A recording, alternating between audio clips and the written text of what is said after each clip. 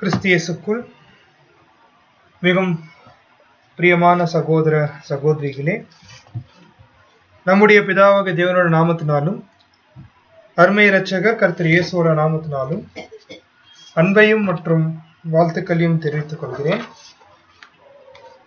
முக்கியமாக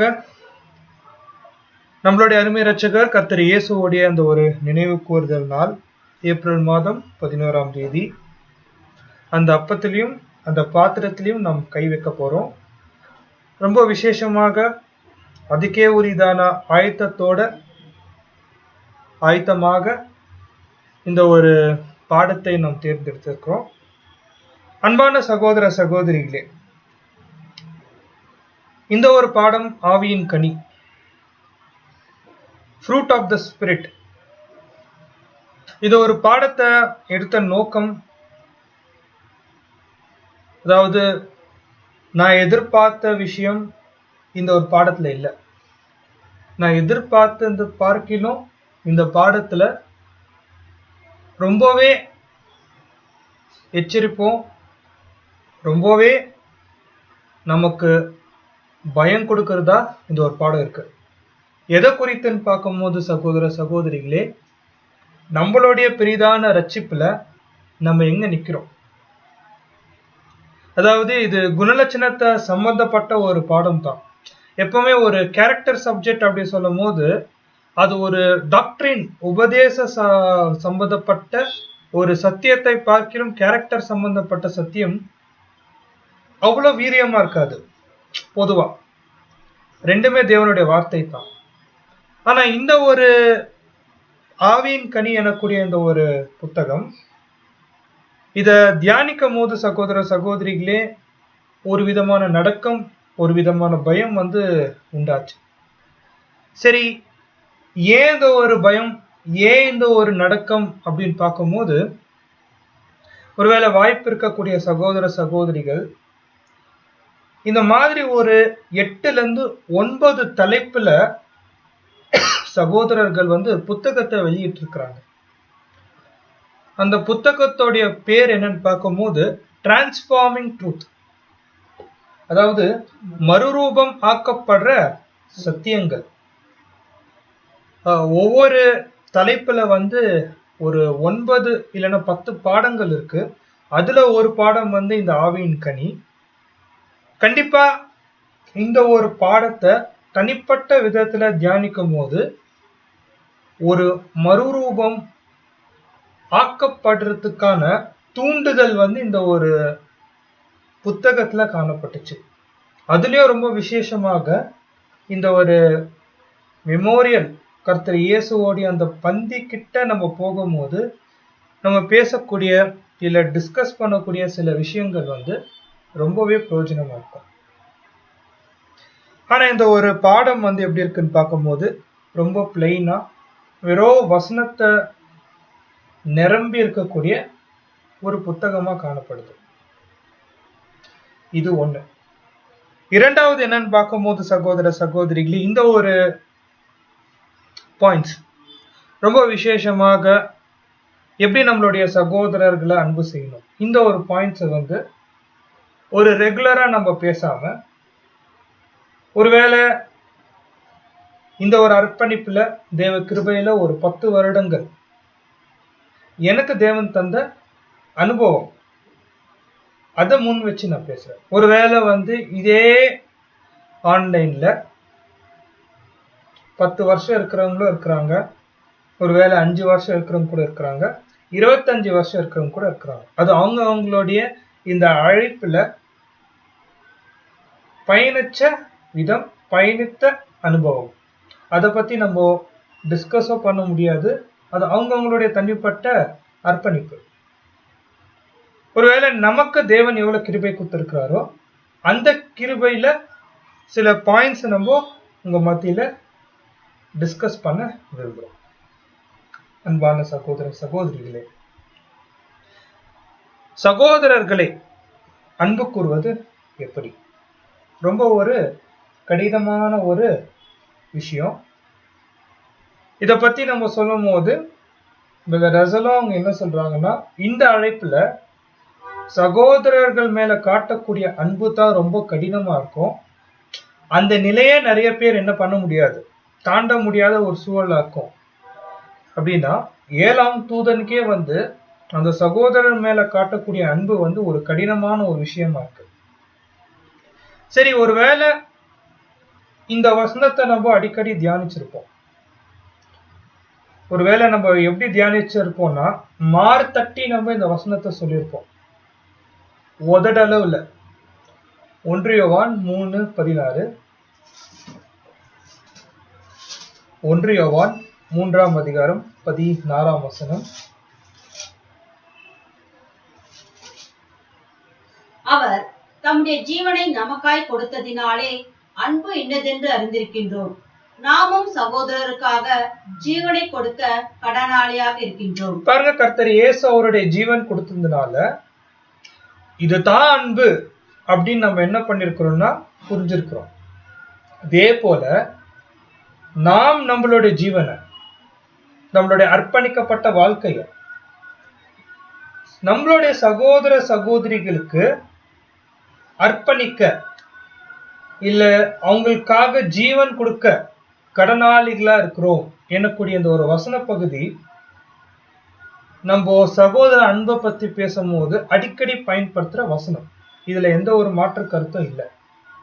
ஆனா இந்த வசனத்துக்கு 2 வசனத்துக்கு முன்பு என்ன ஒரு வார்த்தை பேசப்படுது, அதுதான் நமக்கான எச்சரிப்பு. அந்த வார்த்தை என்ன நம்ம வாசிக்கலாம். 1 யோவான் 3ஆம் அதிகாரம் 14ஆம் வசனம். 1 John 3rd chapter 14th verse. நாம் சகோதரனிடத்தில் அன்பு கூறுகிறபடியால், பாருங்க, நாம் சகோதர சகோதரிகள் மத்தியில அன்பு கூறும்படியாய், அப்படின்னா நம்ம அன்பு காட்டுறதுனால மரணத்தை விட்டு நீங்கி ஜீவனுக்கு உட்பட்டிருக்கின்றோம் என்று அறிந்திருக்கின்றோம். பாருங்க, நம்ம சகோதர சகோதரிகள் கிட்ட நம்ம அன்பா இருக்கிறதுனால தான் நம்ம எப்படி இருக்கிறோமா, மரணத்துல இருந்து தப்பி ஜீவனுக்கு உட்பட்டு இருக்கோம். வசனத்தை நம்ம கவனிக்கும் போது மரணத்துல இருந்து தப்பி ஜீவனுக்கு, ஒருவேளை சகோதர சகோதரிகள் மேல நம்ம அன்பு கூறல, இல்ல அன்பு காட்ட முடியல அப்படின்னு ஒரு நிர்பந்தத்துல இருந்தோம்னா, நம்ம மரணத்துல இருந்து தப்பி ஜீவனுக்குள்ளாக போறோம் என்னக்கூடிய வார்த்தை பொருந்தமா அப்படின்னு கேட்டா கண்டிப்பா பொருந்தாது. இல்ல இன்னொரு வார்த்தை சொல்லணும்னா, தேவனால் நம்ம புதிய சிருஷ்டிகளாக ஆவியின் ஜெனிப்பிக்கப்பட்ட நிலையில ஜீவனோடு இருக்கிறோம், நம்ம ஆதாமுடைய பாவசாபம் மரணத்துல இல்ல அப்படின்னு நம்ம சொல்றோம்னா, சகோதர சகோதரிகள் மேல நம்ம எந்த அளவுக்கு அன்பு வைக்கிறோமோ அந்த அளவுக்கு நம்ம ஜீவனோடு இருக்கிறோம் என்னக்கூடிய அர்த்தமாகும். பாருங்க அன்பானவர்களே, இந்த ஒரு வார்த்தையை நம்ம வாசிக்கும் போது இது நேரடியான வார்த்தை, நேரடியான வசனம். சகோதர சகோதரிகள் மேல வைக்கக்கூடிய அன்பு நம் ஜீவனோட நம்மளை காத்துக்கொள்ளுது அப்படின்னு சொல்லும் போது இந்த ஒரு அன்பு எந்த அளவுக்கு விலையேற பெற்ற ஒரு அன்பா இருக்கு பாருங்க. மாற்று கருத்து இல்ல, நம்மளுடைய அன்பு பிரதானமாக பிதாவாகிய தேவனிடத்துல இருக்கணும், கர்த்தர் இயேசு இடத்துல இருக்கணும், சத்தியத்து மேல அன்பு இருக்கணும், நீதியின் மேல அன்பு இருக்கணும். 3வது பட்சம் தான் நம்மளுடைய சகோதர சகோதரிகள் மேல அன்பா இருக்கணும். அந்த 3வது பட்சத்துல வரக்கூடிய அன்பு அது எவ்வளவு முக்கியம், இந்த ஒரு புதிய சிருஷ்டியோட அழைப்புல அப்போஸ்தலன் யோவான் இங்க தெரிவிக்கிறார். அதனால சகோதர சகோதரிகளே, இந்த சகோதர சகோதரிகள் மேல வைக்கக்கூடிய அன்புல நமக்கு நிறைய குறைபாடு இருக்கு. நம்மளால சரியான விதத்துல அன்பு காட்ட முடியறதில்ல. காரணம், ஒரு லிஸ்டே நம்ம எழுதலாம். இதனால என்னால அன்பு காட்ட முடியாது, இதனால நம்ம அன்பு காட்ட முடியாது, இதனால அன்பு காட்ட முடியாது அப்படின்னு. ஆனா இந்த ஒரு பாடத்தை எழுதின சகோதரர்கள் அந்த லிஸ்ட் என்ன பண்ணிருக்காருன்னா, அந்த லிஸ்ட் நீங்க வச்சுக்கோங்க.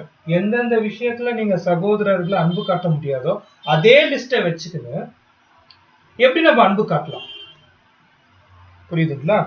சோ அதுதான் நம்ம இன்னைக்கு என்ன பண்ண போறோம்னு பார்க்கும்போது சகோதர சகோதரிகளே, ஒரு 29 பாயிண்ட்ஸ். இன்னைக்கு நம்ம ஒரு 16 பாயிண்ட்ஸ் நம்ம பார்க்க போறோம். அவ்வளவுதான். 29 நம்மளால பார்க்க முடியாது.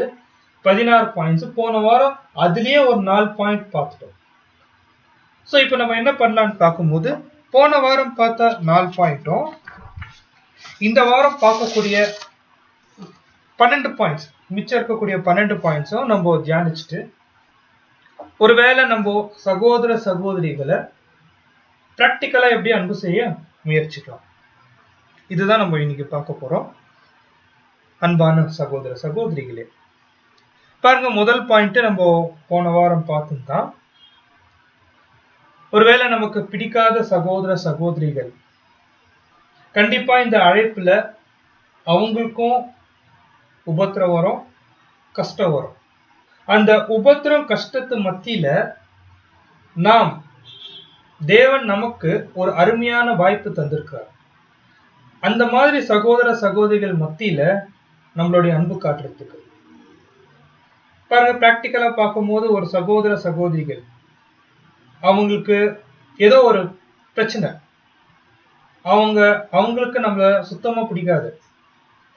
அந்த மாதிரி சகோதர சகோதரிகள் மத்தியில அவங்க உபத்திரப்படும் போது நம்ம போய் ஆறுதலா ஒரு வார்த்தையோ இல்ல ஆறுதலா அவங்க கிட்ட பேசும்போது, அந்த நேரத்துல அவங்களுக்கு என்ன தோணும்னா, இவங்களை நம்ம தப்பா நினைச்சிருக்கிறோமேன்னு அவங்க என்ன பண்ணிடுவாங்க, அந்த பாயிண்ட் வரைக்கும் நம்ம மேல கசப்பா இருந்தவங்க நம்ம மேல அன்பு கூற துவங்கிடுவாங்க. இதுதான் நம்ம பார்த்த முதல் பாயிண்ட்.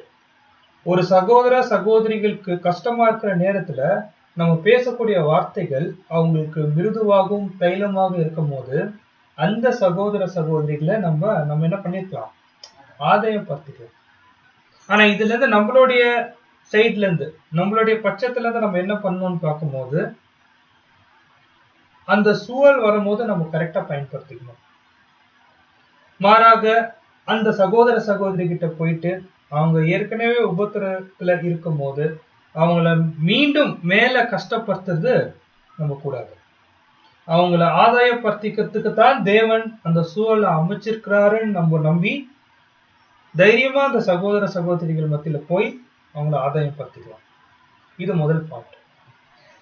ரெண்டாவது பாயிண்ட் என்னன்னு பார்க்கும்போது, நம்மளுடைய சகோதர சகோதரிகளை எப்படி அன்பால ஆதாயப்படுத்திக் கொள்ளலாம்னா, ஒருவேளை நம்ம கிட்ட இருக்கக்கூடிய பொருள்கள் இல்ல பணம் ஏதாவது இருந்துச்சுன்னா அது உதவியாக செலுத்தி அவங்கள ஆதாயப்படுத்திக்கலாம்.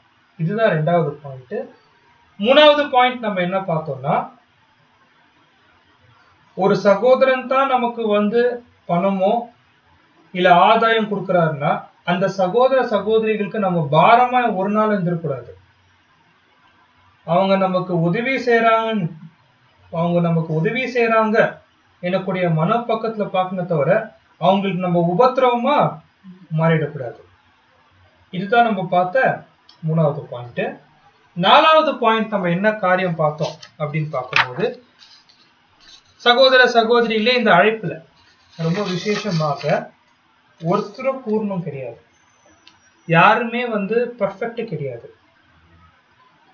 ஏன் பார்க்கும்போது, யார்கிட்ட குறை இருக்கோ, யார்கிட்ட பலவீனம் இருக்கோ அவங்க கிட்டதான் தேவனுடைய கிருபை அதிகமா இருக்கும். ஒருவேளை அதிக பலவீனமா இருக்கிறவங்க மத்தியில தேவனுடைய கிருபை அதிகமா இருக்கும். அதுதான் நம்மளுடைய நல்ல வாய்ப்பு. பலவீனமா இருக்கக்கூடிய சகோதர சகோதரிகளை ஆதாயம் படுத்திக் கொள்ளும். இதுதான் நம்ம பார்த்த நாலாவது பாயிண்ட். அஞ்சாவது பாயிண்ட், இது உபதேச சம்பந்தப்பட்ட விஷயம். சகோதர சகோதரிகளே, ஒரு பாயிண்ட் நான் சொல்ல விரும்புறேன். இப்போ உபதேச சம்பந்தப்பட்ட விஷயம் அப்படி சொல்லும் போதே நமக்கு ஒரு விதமான வீரியம் வரும். சத்தியத்துல அவங்க இல்லை அப்படின்னு சொல்லும் போது ஒரு விதமான வீரியம் வரும். அது நமக்கு நல்லது. ஏன்னா தேவனுடைய கிருபை நம்ம மேல அதிகமா இருக்கு. ஆனா நம்ம பேசக்கூடிய நபர் யாருன்னு பார்க்கும் போது நம்மளுடைய சகோதரர், அதையும் நம்ம என்ன பண்ணணும், மனசுல வச்சுக்கணும். உபதேச சம்பந்தப்பட்ட விஷயத்தை பார்க்கறதுக்கு முன்னாடி ஒரு சின்ன உதாரணம், அதாவது என்னுடைய வாழ்க்கையில நடந்த ஒரு சின்ன உதாரணத்தை உங்க முன்னாடி நான் வைக்கிறேன். இதை நம்ம கொஞ்சம் ரீசன் பண்ணிட்டு இந்த சப்ஜெக்டுக்கு பிரயோஜனமா இருக்கும் நம்பி இந்த ஒரு பாயிண்ட் சொல்றேன். நம்ம இத கொஞ்சம் அலசி ஆராய்ஞ்சிட்டு மறுபடியும் இந்த பாயிண்ட்டுக்கு நம்ம வரலாம். இன்னைக்கு இந்த நாள்ல தான் நடந்த ஒரு விஷயம். ரொம்ப நாளைக்கு பிறகு எனக்கு சத்தியம் கத்து கொடுத்த சகோதரர் வேற யாரும் இல்லை, என்னுடைய அப்பா, என்னோட தந்தை இங்க இருக்கிறாரு உங்க மீட்டிங்ல. அவருக்கு சத்தியம் சொல்லி கொடுத்த சகோதரர், புரியுதுங்களா? அவருடைய சப்ஜெக்ட் ரொம்ப நாளைக்கு முன்னாடி பேசின சப்ஜெக்ட் கேட்க ஒரு வாய்ப்பு கிடைச்சு. அந்த சப்ஜெக்ட் கேட்கும் போது சகோதர சகோதரிகளே, சத்தியத்தோட வீரியம், சத்தியத்தோடைய வெளிச்சம், சத்தியத்துல இருக்கக்கூடிய முழுமை அதுல பார்க்க முடிஞ்சிச்சு. ஆனா என்ன ஒரு பரிதாபமான சூழல் பார்க்கும்போது அவர் சத்தியத்துல இல்லை. இதுக்கு காரணம் தேவனா இல்ல தனிப்பட்ட நபரா அப்படின்னு பார்க்கும்போது தனிப்பட்ட நபர் தான். இதனால நம்ம கூட இருந்த சகோதர சகோதரிகளை குறை சொல்ல முடியாது, அழைத்த தேவனை குறை சொல்ல முடியாது, பரிந்து பேசின கர்த்தர் இயேசுவை குறை சொல்ல முடியாது. ஆனா இதுக்கு முழுக்க காரணம் யார் தாங்க? அந்த சத்தியத்தை, அந்த வெளிச்சத்தை விட்டு வெளியே போனது அந்த தனிப்பட்ட நபர் தான். ஆனா இதுல என்ன ஒரு ஆச்சரியம்னா, அந்த நபர் வெளியே போயிட்டாரு. அவங்க கூட சத்தியத்தை கேட்ட சகோதர சகோதரிகள் இந்த நாள் வரைக்கும் சத்தியத்துல நிலைச்சிருக்காங்க. இந்த பாயிண்ட் நீங்க ஞாபகம் வச்சுக்கணும். சகோதர சகோதரிகளை அன்பை எப்படி நம்ம வெளிக்காட்டலான்னு சில நம்மளுடைய வாழ்க்கையில நடந்த சில அனுபவத்துல இருந்து எடுத்து பேசும்போது இந்த ஒரு பாயிண்ட் ஞாபகம் வச்சுக்கோங்க. நமக்கு சத்தியம் சொல்லி கொடுத்த சகோதரர் இன்னைக்கு சத்தியத்துல இல்ல, அவர்கிட்ட கத்துக்குனவங்க சத்தியத்துல இருக்கிறாங்க. இதுக்கு காரணம் யாருன்னா தேவனில கர்த்தர் இயேசுல அந்த தனிப்பட்ட நபர்னு சொல்லும் போது, இப்போ உபதேச ரீதியாக வரும்போது ஒரு சகோதர சகோதரிகளை எப்படி நம்ம அன்பு கூறலாம்? ரொம்ப முக்கியமான பாயிண்ட், ரொம்ப கவனிக்க வேண்டிய பாயிண்ட். இதை நீங்க கவனிங்க. பாருங்க, சகோதரர் சொல்றாரு, but there may be times when it is necessary to state some plain truth to those who overtaken in fault. அப்படின்னா சில சத்தியங்கள், சில நேரடியான சத்தியங்கள் ஒரு நபர் அதை தவறா புரிஞ்சுக்கினாரு, இல்ல அந்த சத்தியத்தை விட்டே அவர் வழி விலகுறாரு அப்படின்னு சொன்னா, who for a time permit the weakness of their fallen flesh to interfere with their welfare as a new creation or the welfare of others. அப்படின்னா ஒருத்தர் சத்தியத்தை விட்டு விலகி போறாரு, இல்ல ஒருத்தர் சத்தியத்துல இருந்து அவரு தவறுறாருன்னா என்ன அர்த்தம்? அவருடைய மாம்சத்தை அந்த நேரத்துல என்ன பண்ணிருக்கிறாரு? அவர் உள்ள சேர்த்து இருக்கிறாரு. எப்படி ஒருத்தர் சத்தியத்தை விட்டு வெளியே போறாங்க அப்படின்னு பார்க்கும் போது, தன்னுடைய மாம்சத்தை அவரு அதிகமா கவனம் செலுத்தும் போது அவருக்குள்ள இருக்கக்கூடிய சத்தியம் என்ன ஆகும்னா வெளியே போகும். இப்படி வெளியே போகும் போது இது யாருக்கு ஆதாயமா அமையுதுன்னு பார்க்கும்போது சகோதர சகோதரிகளே, அந்த சத்தியத்தை விட்டு வெளியே போற சகோதர சகோதரிகளுக்கு இல்ல, அங்க இருக்கக்கூடிய புதிய சிருஷ்டிகளுக்கு இது ஆதாயமா மாறுது. ரொம்ப முக்கியமான பாயிண்ட். நம்ம என்ன நினைச்சுக்கோம் தெரியுங்களா? ஒரு சகோதரனுக்கு சத்தியம் தெரியலன்னு சொல்லும் போது நம்ம என்ன பண்ணிடுறோம்னா, அது அந்த சகோதரர் விழுறாரு அப்படின்னு சொல்லும் போது இது என்னுடைய வளர்ச்சிக்காகத்தான் அப்படின்னு நம்ம நினைக்கிறது இல்லை. மாறாக என்ன நம்ம நினைக்க தோன்றோம்னா, அந்த பிரதர் அப்படியே போயிட்டோம், இல்ல நம்ம அவரை தூஷிக்க ஆரம்பிச்சிடுவோம், திட்ட ஆரம்பிச்சிடுவோம், இல்லைன்னா எதிர்த்து போராட ஆரம்பிச்சிடுவோம். ஃபர்ஸ்ட் பாயிண்ட், அவரு அப்படி சத்தியத்தை விட்டு இறங்குறாருன்னா இன்னொரு புதிய சிருஷ்டி அங்க தயாராகுதுன்னு அர்த்தம். முதல் விஷயம். சரி, நம்மளுடைய சகோதரர் தானே, சத்தியத்தை விட்டு அவர் விலகிறார் தானே, நம்மளுடைய கடமை என்ன நம்ம பண்ண முடியும்? அந்த சகோதரருக்காக நம்ம உச்சக்கட்ட நம்ம என்ன பண்ணலாம்? மேக்சிமம் நம்ம என்ன பண்ணலாம்? இந்த வசனத்தை தவிர நம்மளால ஒண்ணுமே பண்ண முடியாது. இந்த வசனம் தான் ஃபைனல். எபேசியர் 4ஆம் அதிகாரம் 15ஆம் வசனம். எபேசியர் 4ஆம் அதிகாரம் 15ஆம் வசனம்.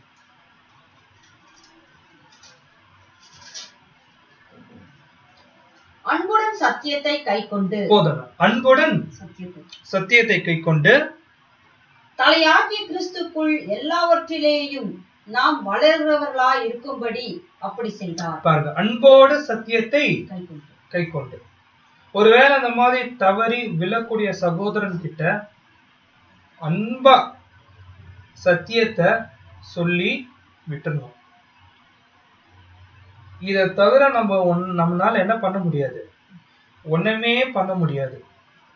சகோதர சகோதரிகளே, ஒரு விஷயத்த நம்ம புரிஞ்சுக்கணும். இது ரொம்ப நாளைக்கு அப்புறம் ஒரு மிகப்பெரிய மன கஷ்டத்துல தான் புரிஞ்சுக்கின ஒரு விஷயம் என்னன்னா, ஒரு மனுஷனை சத்தியம் வசனம் மாத்த முடியலன்னா வேற எந்த விஷயமும் மாத்த முடியாது. சகோதர சகோதரிகள் கூட இந்த முயற்சியில இறங்கலாம். பிரதர், நான் போய் அவரை மாத்திடுறேன் பிரதர், அவரோட மைண்ட நான் சேஞ்ச் பண்ணிடுறேன் பிரதர், இந்த டாக்டரினை அவரை எப்படியாவது நம்ப வச்சிடறேன் பிரதர், வாய்ப்பே இல்லை. நம்மளால அது முடியவே முடியாது. வசனம், அந்த வசனத்துல இருக்கக்கூடிய வார்த்தைகள், அந்த வார்த்தையில இருக்கக்கூடிய ஜீவன் மாத்திரமே அந்த ஒரு சகோதரனோ சகோதரிய மாத்தம் தவிர வேற எந்த ஒரு காரியமும் மாத்தாது. ஆனா நம்மளுடைய பாயிண்ட், நான் சகோதர சகோதரிகள் மேல அன்பா இருக்கிறேன், அவர் விழுறாரு, சத்தியத்தை விட்டு விழுகிறாரு, அவருக்குள்ள ஒரு தப்பு வருது அப்படின்னா ஃபர்ஸ்ட் நான் என்ன பண்ணோம்னா அன்பா போய் சத்தியத்தை சொல்லிட்டாலே போதும். இதுதான் நான் அவருக்கு மேல இருக்க காட்டக்கூடிய சகோதர அன்பு. அதுக்கு மேல நம்மளால என்ன பண்ண முடியாது? ஒண்ணுமே பண்ண முடியாது. பிரதர், என்னால நான் சேஞ்ச் பண்ணிக்க முடியாது. நீங்க தேவனோட பார்வையில சகோதர அன்பை நிறைவேற்றிட்டீங்க, முடிஞ்சிச்சு. அதுக்கு மேல எந்த பிரயாசமும் என்ன பண்ணக்கூடாது? எடுக்கக்கூடாது. அன்பான சகோதர சகோதரிகளே, சகோதரன் மேல காட்டக்கூடிய அன்புல ஒருத்தர் தவறான பாதையில போனா அன்போடு கூட சத்தியத்துல சொல்லி விட்டுருந்தோம். ஒருவேளை அந்த சத்தியம், அந்த ஜீவனுள்ள வார்த்தையை அவரை மாத்திட்டா தாராளமா ஆதாயம் படுத்தி கொள்ளலாம். அப்படியா அவர் அப்படித்தான் விலகி போறாருன்னா இது நமக்கான வாய்ப்பு. இந்த ஒரு அழைப்புல நான் புதிய சிருஷ்டியாக இன்னும் வளர்றதுக்கு, நம்மளுடைய ரட்சிப்புக்கு நம்ம போராடணும் தவிர போனவங்களை நம்ம ஒன்றும் பண்ண முடியாது, ஒண்ணுமே பண்ண முடியாது. சகோதர சகோதரிகள், 5வது பாயிண்ட். 6வது பாயிண்ட் நம்ம பார்க்கும்போது சகோதர சகோதரிகளே, ஒருவேளை 6வது பாயிண்ட், போன பாயிண்ட் சத்தியத்துல பார்த்தோம். இந்த பாயிண்ட் ஒருத்தர் தவறு செஞ்சிட்டார். எந்த தவறு அந்த மாதிரி எல்லாம் இந்த இடத்த சகோதரன் எதுவுமே சொல்ல. ஆனா அந்த தவறு எப்படி ஆயிடுச்சுன்னு பார்க்கும்போது, ஒரு சகோதரன் ஒரு தவறு செஞ்சுட்டார், அது நமக்கு இடரல் ஆயிடுச்சு. அது மாத்திரம் புரிஞ்சுக்கோங்க. அப்படி இடரலான ஒரு தவற ஒரு சகோதரன் செஞ்சுட்டாருன்னா அவர்கிட்ட நம்ம எப்படி அணுகலாம்? அவர் மேல நம்ம எப்படி சகோதர அன்பை காட்டலாம்? கண்டிப்பா அவர் மேல சகோதர அன்பை நம்ம காட்டணும். எப்படின்னா அமைதியா அவரை விட்டுருணும், அவர்கிட்ட அமைதலா இருக்கணும். ஒருத்தர்கிட்ட பேசாம அமைதியா இருக்கிறது சகோதர அன்பை காட்டுறதா அப்படின்னு கேட்கும் போது ஆமா. ஒருவேளை நம்ம அவர்கிட்ட பேசாம விட்டுட்டோம்னா, இவ்வளவு நாள் ஒண்ணுக்கு ஒண்ணா இருந்த நாம், இவ்வளவு நாள் ஐக்கியத்துல இருந்த நாம் உடனடியாக நம்மளுடைய அந்த மௌனத்தை காமிக்கும் போது அவர் என்ன ஆகுவாருன்னு தெரியுமா? நான் என்ன அவ்வளவு பெரிய தப்பு செஞ்சுட்டேன், எப்படி ஒருவேளை என்னுடைய வார்த்தையோ என்னுடைய கிரியையோ அவங்களை இடரல் செஞ்சுச்சுன்னு அவங்க என்ன பண்ணுவாங்கன்னா மனஸ்தாபப்பட்டு அவங்களுடைய தப்பை மாத்திக்கினாங்கன்னா அதுவே மிகப்பெரிய ஒரு ஆதாயம். அந்த சகோதரன் மேல அன்பு காட்டி நம்ம மீட்டுக் கொள்வது ரொம்ப முக்கியமான பாயிண்ட். ஒரு சகோதரன் தவறு செஞ்சிட்டாருன்னா நம்ம அந்த இடத்துல அவர்கிட்ட பேசாம, அவர் செஞ்ச தப்ப மற்றவங்களுக்கு சொல்லாம, அவர்கிட்ட அந்த ஒரு ஃபெலோஷிப் கட் பண்ணும் போது கொஞ்ச நாளைக்கு அவங்களே புரிஞ்சுப்பாங்க நான் எவ்வளவு பெரிய தவறு செஞ்சிருக்கிறேன்னு உணர்ந்து, மறுபடியுமாக அவங்க உணர்ந்து கர்த்தருடைய சாயல் மாறத்துக்கு மறுபடியும் அங்க வரும்போது கண்டிப்பா அந்த சகோதரன் நம்ம என்ன பண்ணிடணும், மீட்டு கொண்டோம். சகோதர சகோதரிகளே, இதுதான் நம்ம பார்த்த 6வது பாயிண்ட். யாக்கோபு 3:2 நம்ம வாசிக்கலாம்.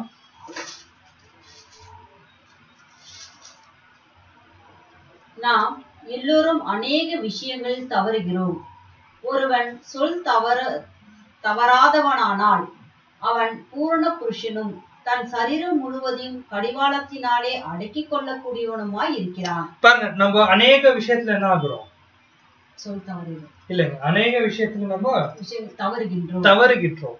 கண்டிப்பா நம்ம எல்லாம் தவறுகிறது உண்டு, தவறில்லை. நம்ம அது கண்டிப்பா விழக்கூடிய சுபாவம் தான். ஆனா மத்தவங்களுக்கு இடரக்கூடிய அளவுக்கு ஆயிடுச்சுன்னா கண்டிப்பா நம்ம என்ன பண்ணோம்னா இந்த ஒரு மெத்தடை கையாளணும். ரசல் கூட இதுதான் என்ன சொல்றோம்னா பரிந்துரைக்கிறார். ஒருத்தர் எக்ஸ்ட்ரீமா போயிட்டாங்கன்னா அவங்க கிட்ட நீங்க என்ன பண்ணாதீங்க, ஃபெலோஷிப் வைக்காதீங்க, கொஞ்சம் அமைதி ஆயிடுங்க. அவங்களே ஏன் இவங்க நம்ம கிட்ட பேசலன்னு மனஸ்தாபப்பட்டு அவங்க மாறுவாங்க. இது ரொம்ப ஒரு நல்ல முயற்சி. இந்த ஒரு இது கரெக்டா பாருங்க, இந்த ஒரு விஷயம் பாருங்க, அந்த ஒரு நீதியான செயல் கூட அவங்கள அன்பால நம்ம என்ன பண்ண முடியும்னா மீட்டுக் கொள்றதுக்கான ஒரு நல்ல உதாரணமா இருக்கு. நெக்ஸ்ட் 7வது point, honest difference of opinion. அதாவது ஹானஸ்ட் டிஃபரன்ஸ் ஆஃப் ஒப்பீனியன், கருத்துல மாறுபாடு உள்ளது. சகோதர சகோதரிகளே, நம்ம ஒரு விஷயத்த ரொம்ப தெளிவா இருக்கணும். கருத்துல மாறுபாடு உள்ளது அப்படின்னு சொல்லும் போது இந்த கருத்துல இருக்கக்கூடாது. எந்த கருத்துலன்னா, நான் ரேன்சம் நம்புறேன், அவர் நம்புறது இல்ல பிரதர், பரவாயில்ல, தப்பு. நான் செகண்ட் கமிங் நம்புறேன், அவர் அதுல நம்புறது இல்ல, பரவாயில்ல, அதுவும் தப்பு. பாருங்க சகோதர சகோதரிகளே, வசனம் சொல்லுது. ஒருவேளை நம்ம வாசிக்கக்கூடிய ஒவ்வொரு விஷயமும் வசனம் சொல்லுதுன்னா அந்த வசனத்துக்கு எதிராக ஒரு மறுக்கருத்து சொல்லும் போது அது நம்மளால என்ன பண்ணக்கூடாது, ஏத்துக்குன்னு அவங்களோட என்ன பண்ணக்கூடாது, அது தவறு. உதாரணத்துக்கு நம்ம குரோனாலஜி விஷயத்துல, தேவனுடைய ராஜ்ய சம்பந்தப்பட்ட சத்தியத்துல அதெல்லாம் ரொம்ப உறுதியா இருக்கு. எந்த ஒரு காம்ப்ரமைஸா பண்ண முடியாது. ஒருவேளை அதுல ஒப்பீனியன்ஸ் இருக்குன்னு சொன்னா கண்டிப்பா அவங்களுக்குள்ள ஏதோ பிரச்சனை இருக்கு. சத்தியத்துல இருந்து அவங்க வெளியே போயிட்டாங்க தான் அர்த்தம். அவங்க கிட்ட சொல்லதான் முடியும், அவ்வளவுதான் நம்மளால பண்ண முடியல. இங்க சொல்லக்கூடிய ஒப்பீனியன் டிஃபரன்ஸ் என்ன, கருத்து வேறுபாடு என்றால் என்ன, சகோதரனே கொடுக்கிறாரு. என்னன்னா ஆன் நான் எசென்ஷியல் திங்ஸ், அதாவது தேவையில்லாத விஷயத்துல கருத்து வேறுபாடு வந்துடும். அப்படின்னா என்ன காரியம் நம்மளுக்கு புரியல இல்லைங்களா? பாருங்க, கருத்து வேறுபாடு எப்படி ஒரு சபையில வரும். அதாவது நம்ம என்ன பண்ணலாம்னு பார்க்கும்போது அடுத்த வாரம் ஒரு 1 day மீட்டிங் ஆர்கனைஸ் பண்ணலாம் பிரதர். அந்த 1 day மீட்டிங்ல நம்ம என்ன பண்ணலாம்னா சிக்கன் பிரியாணி போடலாம் அப்படின்னு நான் சொல்றேன். இன்னொரு சகோதரர் என்ன சொல்றாருன்னு பார்க்கும்போது, இல்ல பிரதர், சிக்கன் ஆகாது, மட்டன் பிரியாணி போடலான்னு. அங்க ஒரு சகோதரி சொல்றாங்க, இல்ல பிரதர், இங்க ரொம்ப உஷ்ணமா இருக்கிறதுனால வெறும் நம்ம என்ன பண்ணலாம்னா தயிர் சாதம் மாத்திரம் நம்ம என்ன பண்ணலாம், போடலாம். அப்போ ஒரு பிரதர் வராரு, இல்ல எனக்கு சிக்கன் பிரியாணி தான் வேணும். சிஸ்டர் சொல்றாங்க, என்னால முடியாது, தயிர் சாதம் தான் நான் போடுவேன். இப்ப என்ன ஆயிடுச்சு, சபைக்குள்ள கருத்து வேறுபாடு ஆயிடுச்சு. இது தேவையா? உத்தேசம் என்ன, நோக்கம் என்ன? 1 day மீட்டிங் நடக்கணும். அதுக்கு சிக்கன் பிரியாணி போட்டாலும் ஒன்னும் பிரச்சனை இல்லை, நீங்க தயிர் சாதம் போட்டாலும் பிரச்சனை இல்லை, இல்ல நீங்க வெறும் சாம்பார் சாதம் போட்டாலும் பிரச்சனை இல்லை. இதுதான் நான் எசென்ஷியல் திங்ஸ் அப்படின்னு சொல்லும் போது சகோதர சகோதரிகளே, உபதேசத்தை விட்டுட்டு சில ஆர்கனைஸ் விஷயத்துல பிரச்சனை பண்ணுவாங்க. இந்த விஷயத்தை நம்ம என்ன பண்ணணும்னு பார்க்கும்போது முற்றிலுமாக தவிர்க்கணும். அதுக்கு வசனம் நம்ம பார்க்கும்போது சகோதர சகோதரிகளே, 2 கொரிந்தியர் 13ஆம் அதிகாரம் 11ஆம் வசனம்.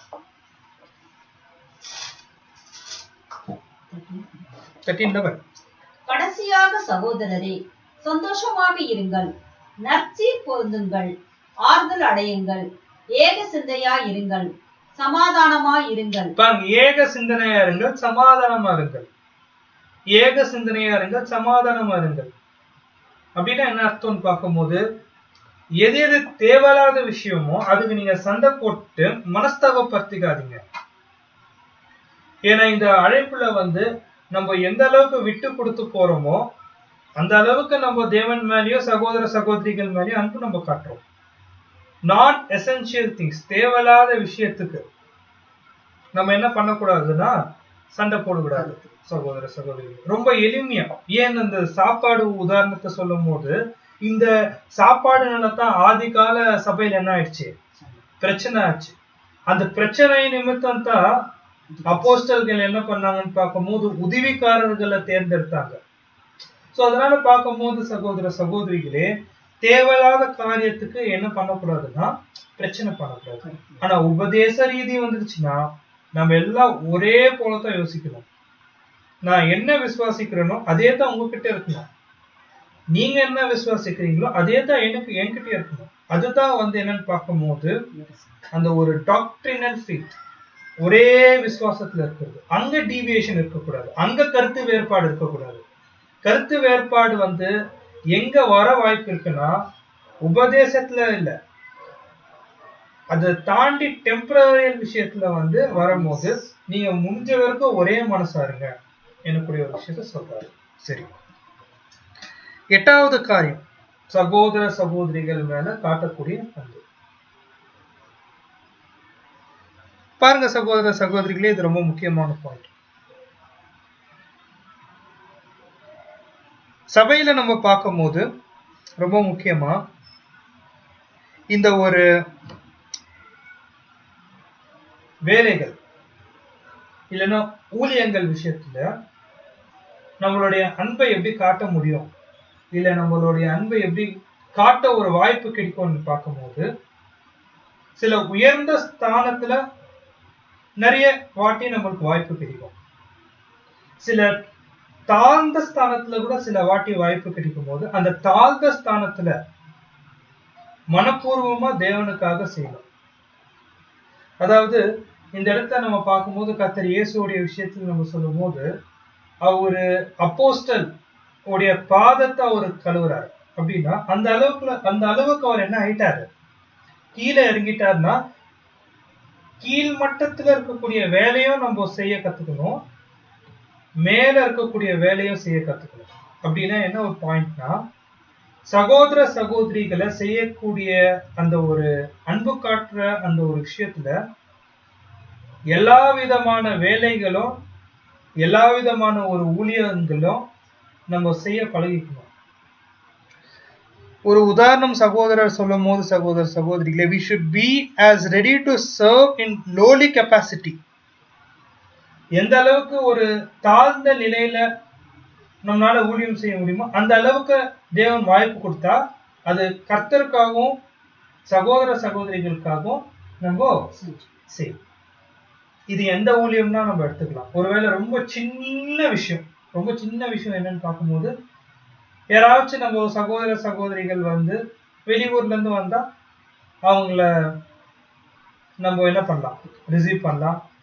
இல்ல நம்மளுடைய எக்லிஷியால ஏதாவது ஒரு சின்ன வேலைகள், இல்ல நம்மளுடைய சகோதர சகோதரிகள் மத்தியில ஏதோ ஒரு சின்ன விஷயம், ரொம்ப சின்ன விஷயம், நம்ம அது நம்ம என்ன பண்ண முடியாது, நெக்லெக்ட் பண்ணாத ஒரு சின்ன விஷயம் நம்ம செஞ்சாலே போதும்.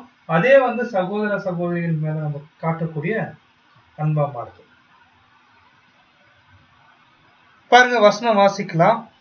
கொலோசியர் 3ஆம் அதிகாரம் 23-24. நீங்கள் கர்த்தராகிய கிறிஸ்துவை சேவிக்கின்றதினாலே சுதந்திரமாகிய பலனை கர்த்தராலே பெற்றவர்கள் என்று அறிந்து எதை செய்தாலும் அதை மனுஷர்களுக்கென்று செய்யாமல் கர்த்தருக்கென்று மனப்பூர்வமாய் செய்யுங்கள். பாருங்க, நீங்க எதை செய்தாலும் கர்த்தருக்காக மனப்பூர்வமாய் செய்யுங்கள், மனப்பூர்வமாக செய்யுங்கள். சின்ன விஷயம்தான், ஒரு சின்ன வசனம் படிக்கிறதா இருக்கட்டும், இல்ல ஒரு சின்ன உதவியா இருக்கட்டும், அது கர்த்தருக்காக மனப்பூர்வமா நம்ம செஞ்சாதான் அது தேவனால அங்கீகரிக்கப்படும். அங்கதான் நம்மளுடைய சகோதர சகோதரிகளோட அன்பு நிரூபிக்கப்படும். ஒருவேளை செய்யற விஷயத்துல நம்ம மனஸ்தாபப்பட்டு செஞ்சா, கண்டிப்பா நம்ம மனஸ்தாபம் படும் போது இது செய்யணுமான்னு யோசிக்கும் போதே அங்க என்ன ஆயிடுச்சு, நம்ம எவ்வளவுதான் செஞ்சாலும் அது என்ன ஆகாது. அப்படி பார்க்கும்போது நம்ம செய்யாத இருக்கிறதே நல்லது. ஒரு விஷயத்த நம்ம எடுத்துட்டோம்னா அது முழு மனசா செய்யணும். அப்படி இல்லைன்னா நம்ம என்ன பண்ணிக்கலாம், இல்ல எனக்கு ஈடுபாடு இல்லைன்னா அமைதியா நம்ம என்ன பண்ணிடலாம், பின்னாடி வந்துடலாம். ஒரு வேலை செய்யறதா இருந்தா முழு மனசோட செய்ய முயற்சிக்கணும் அன்பான சகோதர சகோதரிகளே. சரி, 9வது பாயிண்ட், சகோதர சகோதரிகள் மேல நம்ம காட்டக்கூடிய அன்புல ரொம்ப முக்கியமான ஒரு விஷயம், யூதா 20.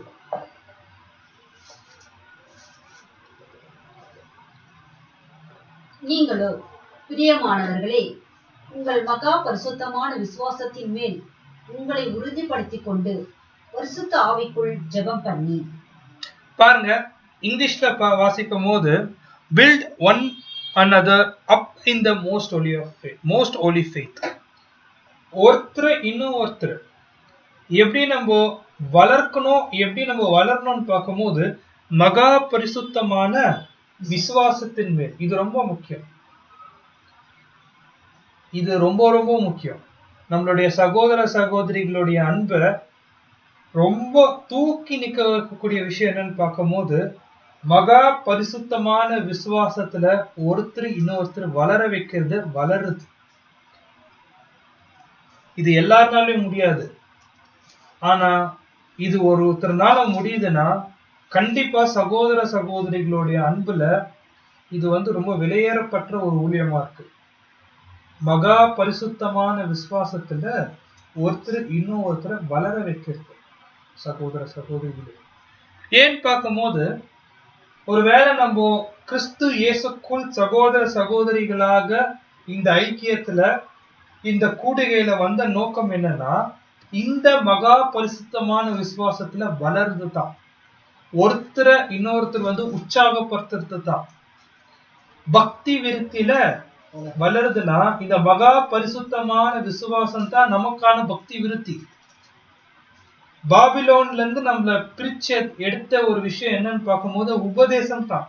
இந்த உபதேச சத்தியத்துல ஒருத்தர் இன்னொருத்தரை வளர்க்கும் போது, அவங்க வளரும் போது சகோதர சகோதரிகளே, சகோதர சகோதரிகளுடைய அன்பு என்ன ஆகுதுன்னா அங்க வளருது. இதுதான் உண்மையான அன்பு வளரக்கூடிய இடமா இருக்கு. மற்ற விஷயத்தை பார்க்கிறோம், இந்த மகா பரிசுத்தமான விசுவாசத்துல வளருதுதான் உண்மையான அன்பு. 10வது பாயிண்ட் நம்ம பார்க்கலாம்.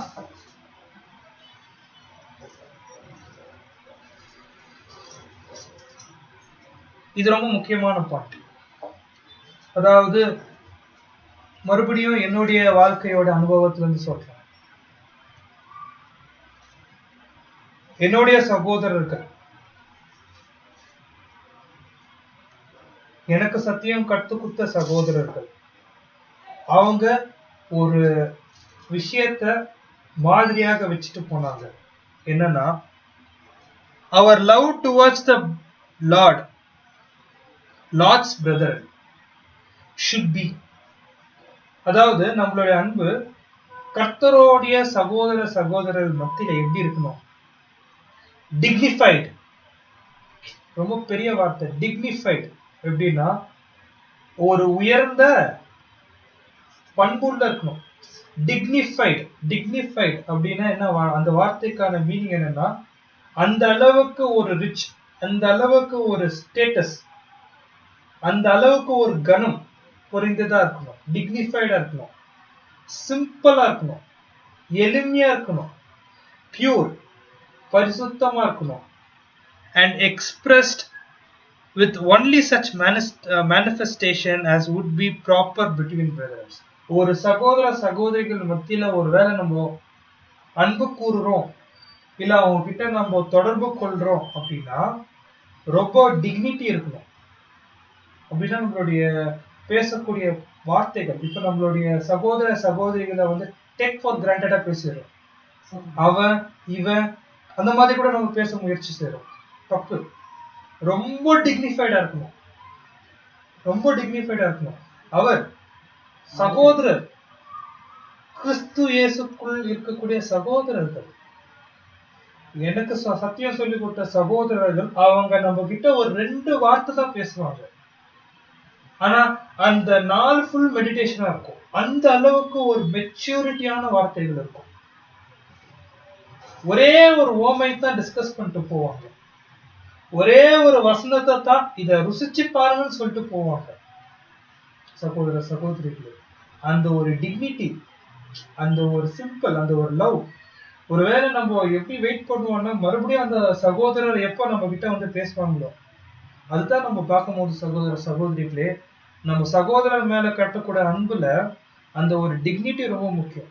நம்ம யாரோ வந்து எப்படி நம்ம ஆயிடக்கூடாதுன்னு பார்க்கும்போது சகோதர சகோதரி ஒரு பேர் கிறிஸ்தவர்களா மாறிடக்கூடாது.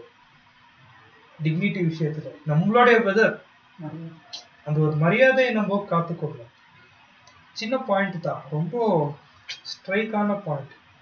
இன்னும் நம்ம மத்தியில அந்த பிரதர்ஸ்ல இருக்கிறாங்க. அது ரொம்ப பியூட்டிஃபுல்லான விஷயம். என்ன ஒண்ணுன்னா எல்லாருக்கும் அந்த மாதிரி பிரதர்ஸ் கிட்ட பேச வாய்ப்பு கிடைக்காது.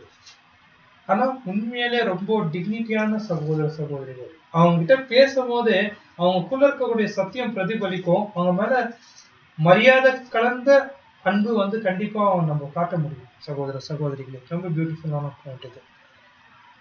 11வது விஷயம், 11th point. This love, when fully developed, will rejoice more in honor coming to others than in honor coming to oneself. இது ரொம்ப முக்கியமான பாயிண்ட். நம்ம தெரிஞ்ச விஷயத்த ரோமர் 12:10 நம்ம வாசிக்கலாம்.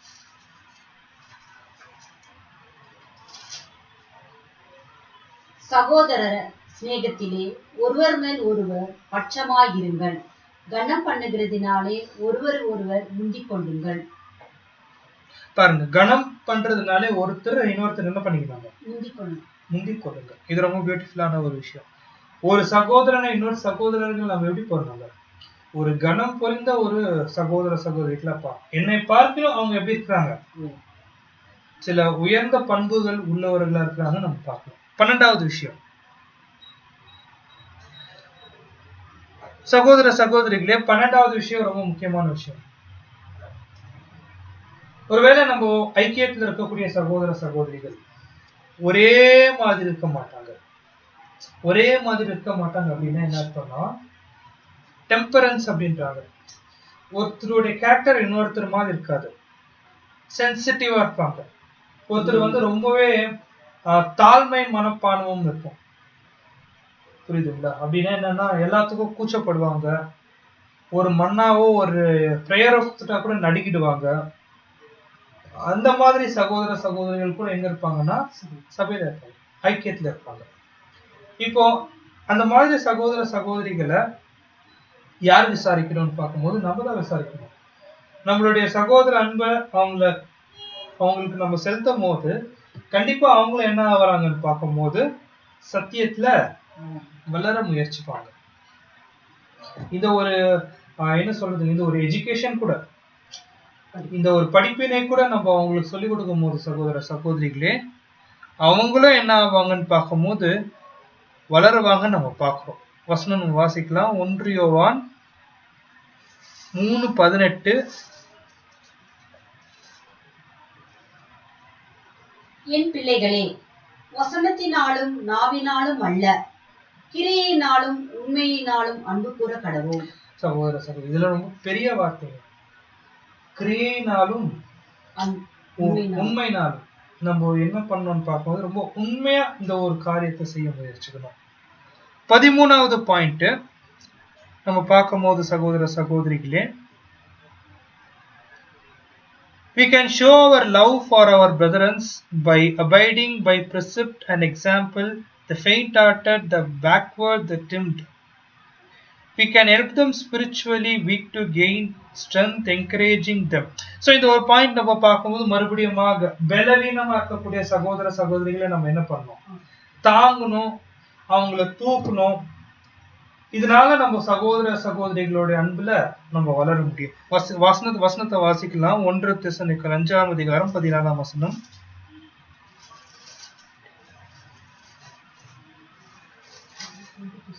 1 Thessalonians 5th chapter 14th verse.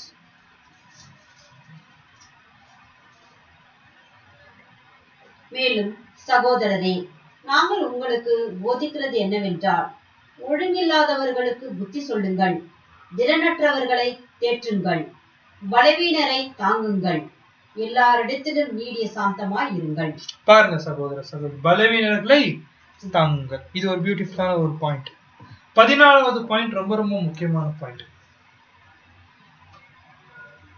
உண்மையாலே நான் சகோதர சகோதரிகள் மேல நான் அன்பா இருக்கிறேன் அப்படின்னு சொல்றான். With heart filled with the love for the brethren, we will spend so much time to our own business. அப்படின்னா ஒரு பாயிண்ட் பார்க்கும்போது, உண்மையாலே நான் சகோதர சகோதரிகள் மேல அன்பா இருக்கிறேன், அன்புல நிறைஞ்சிருக்கிறேன் அப்படின்னா என்னுடைய சொந்த வேலையை மட்டும் நம்ம பார்க்கணும், மற்றவங்களுடைய வேலையை பார்க்க கூடாது. Mind your own business. இது ரொம்ப முக்கியமான விஷயம் சகோதர சகோதரிகளை. ஏன்னா மற்றவங்களை குறிச்சு நான் பார்க்கும்போது என்னோட குற்றம் குறைகளை நான் என்ன பண்ணிடுவேன், மறந்துடுவேன். அதனாலதான் அப்போஸ்தல் அவர் சொல்லும் போது வசனத்தை வாசிக்கலாம். 1 தீமோத்தி 5ஆம் அதிகாரம் 13ஆம் வசனம். 1 தீமோத்தி 5:13. அதுவும் அல்லாமல் அவர்கள் சோம்பல் உள்ளவர்களாய் வாசிங்க வீடு வீடாய் திரியும் பழகுவார்கள். சோம்பல் உள்ளவர்களாய் மாத்திரமல்ல, அலப்புகிறவர்களாயும் வீண் அலுவல் காரியங்களையும் தகாத காரியங்களையும் பேசுகிறவர்களுமாய் இருப்பார்கள். பாருங்க, தகாத காரியங்களை பேசுகிறவர்களா இருக்க. தகாத காரியம் அதாவது அவங்களுடைய விஷயத்தை விட்டுட்டு மற்றவங்களுடைய விஷயத்த அவங்க என்ன பண்ணுவாங்கன்னா அதிகமா கவனிப்பாங்க. Minding not their own business but the business of others. இது ரொம்ப தவறான ஒரு காரியமா இருக்கு. 1 Thessalonians 4:11 verse.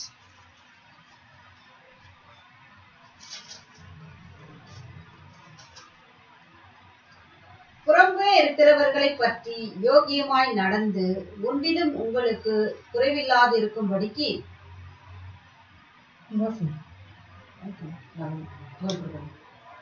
1 Thessalonians 4:11 வாசிங்க. நாங்கள் உங்களுக்கு கட்டளையிட்டபடியே அமைதுள்ளவர்களாய் இருக்கும்படி நாடவும், உங்கள் சொந்த அலுவல்களை பார்க்கவும், உங்கள் சொந்த கைகளினாலே வேலை செய்யும் வேண்டும் என்று உங்களுக்கு புத்தி சொல்கிறேன். இது ஒரு பாயிண்ட் நான் இங்கிலீஷ்ல வாசிக்கும் போது பாருங்க, இது ரொம்ப பியூட்டிஃபுல்லா இருக்கு.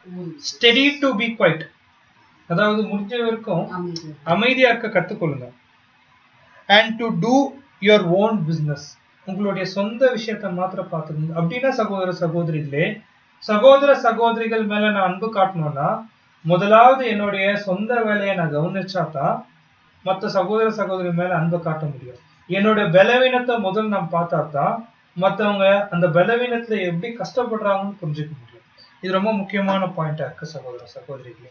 நெக்ஸ்ட் இன்னொரு 2 பாயிண்ட் நம்ம தியானிக்க போறோம். அந்த 2 பாயிண்ட் என்னன்னா, எதை குறிச்சுன்னு பார்க்கும்போது நம்மளுடைய நாவுகளை கட்டுப்படுத்துறது குறித்து. கண்ட்ரோலிங் அவர் டங், நம்மளுடைய நாவுகளை கட்டுப்படுத்துறது குறித்து.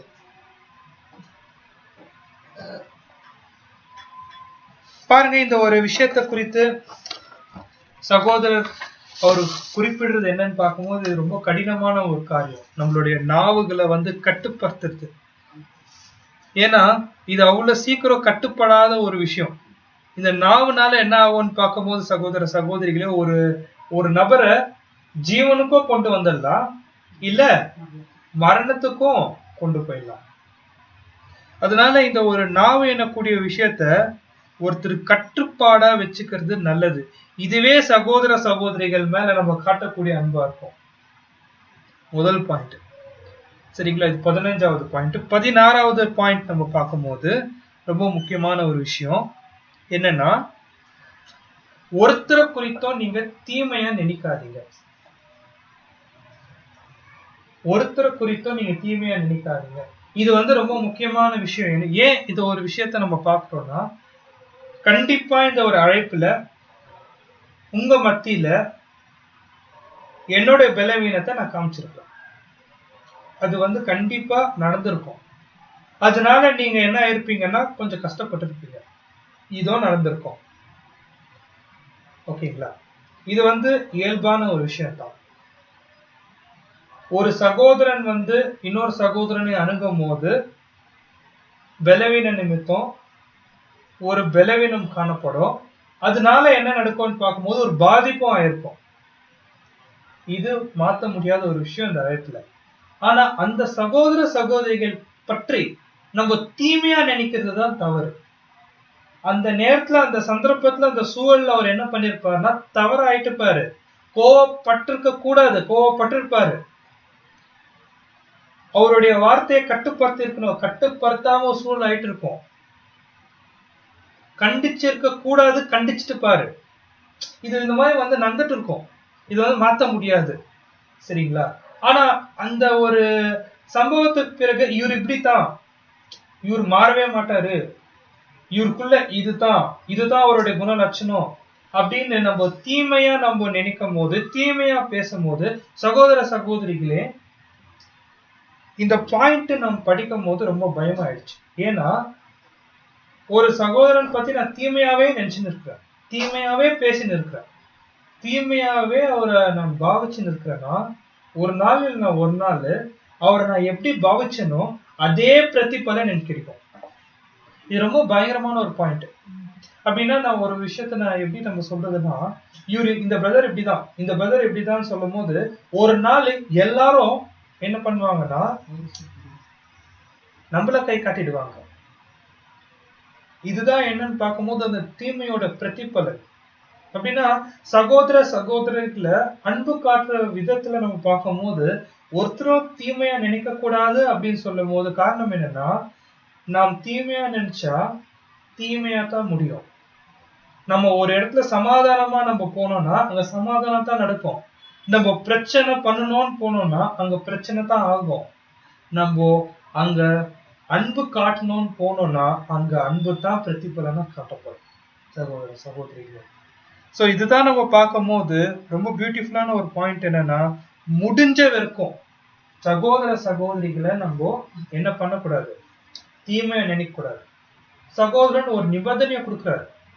ஒருவேளை ஒரு சகோதரனை நீங்க கண்டிச்சே ஆகணும், அவர் உச்சக்கட்டம் போயிருக்கிறாரு, அவரை நீங்க ஸ்டாப் பண்ணே ஆகணும் அப்படின்னா உடனடியா பண்ணாதீங்க.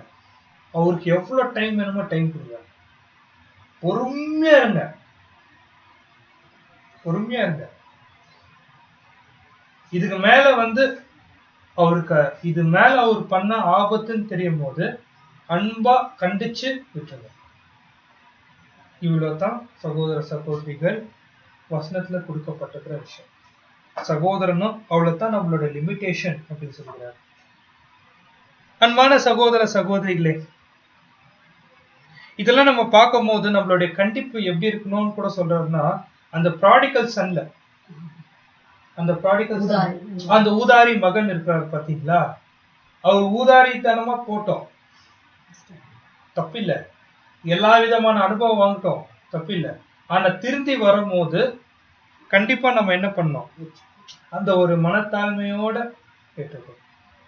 இதுதான் நம்ம பார்க்கும் போது சகோதர சகோதரிகளே, இது கேரக்டர் டெவலப்மெண்ட்டுக்கான நம்மளுடைய சப்ஜெக்ட், நம்மளுடைய குணலட்சணத்துடைய வளர்ச்சிக்கான சப்ஜெக்டா இருக்கிறதுனால இவ்வளோ விஷயத்தையும் நம்ம என்ன பண்ணணும்னா அந்த அப்பத்தையும் அந்த ரசத்தையும் நம்ம கை வைக்கிறதுக்கு முன்பதாக நம்ம என்ன பண்ணணும்னா யோசிக்கிறோம். ஏன்னா இவ்வளவு காலமா அப்பம் நீதிமானாக்கப்பட்ட நிலை, ரசம் பரிசுத்தமாக்கப்பட்ட நிலை, இது நம்ம கேட்டுக்கிறோம், புரிஞ்சுக்கிறோம்.